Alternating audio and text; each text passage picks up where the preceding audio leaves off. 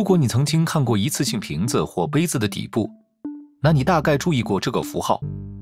看到这个符号，大多数人认为自己手中的东西应该被扔到回收箱里。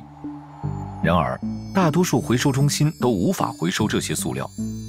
实际上，全球每年生产的3.6亿吨塑料中，只有9%被回收利用。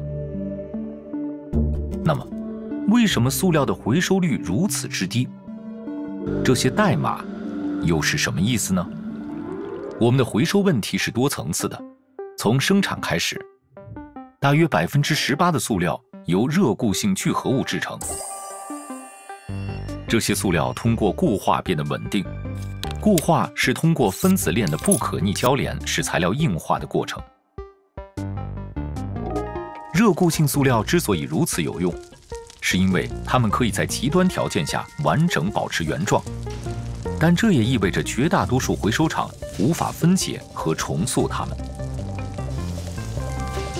值得庆幸的是，绝大多数塑料都是热塑性塑料，可以被融化并重新塑形。但是这一类别包括各种具有独特化学结构、重量和特性的材料，而所有这些材料都需要不同的回收条件。因此，大多数回收中心只接受其中一部分热塑性塑料，这引出了下一个问题：混乱的代码系统。1988年，塑料行业开发并推出了该系统，旨在帮助消费者和设施对垃圾进行分类。数字代表制成塑料的材料及树枝。有些树枝编号可以在大多数中心回收，而另一些则不是。然而，在这个系统中，所有数字都用大众熟知的回收符号环绕，这让消费者产生误解，让许多认为不可回收的塑料也有机会重获新生。而且，即使技术上可以回收的树枝成功地进入了回收箱，但也并不意味着它将继续自己的回收之旅。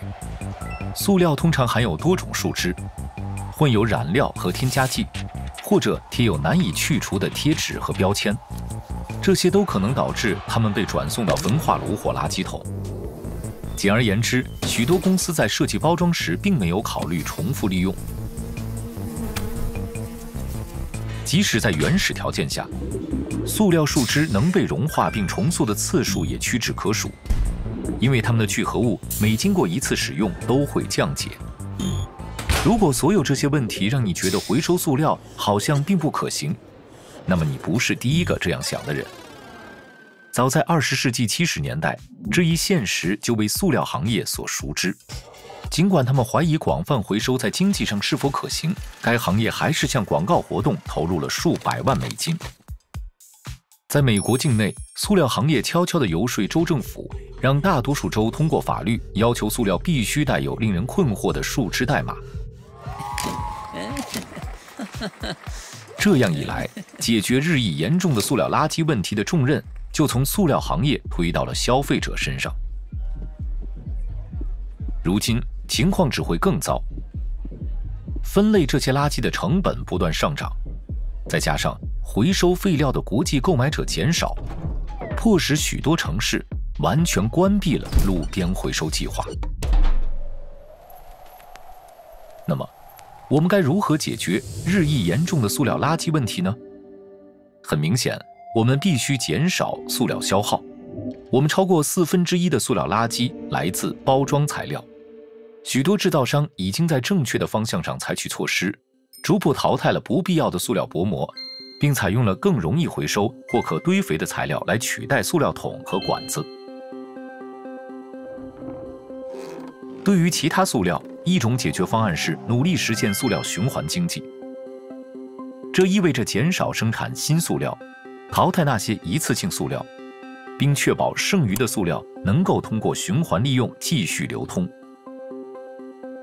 这样的系统将依赖于从塑料生产阶段就开始监管的政策，确保生产的所有塑料都不含有可能损害其回收能力的污染物。与此同时，许多专家认为，我们应该废除目前的树枝代码系统，用清晰简化的可回收、不可回收标签取而代之。这将帮助消费者更轻松地分类垃圾。更重要的是，让他们能够在购买时做出明智的决定，从而将压力转回制造商，最终确保一个可回收利用的未来。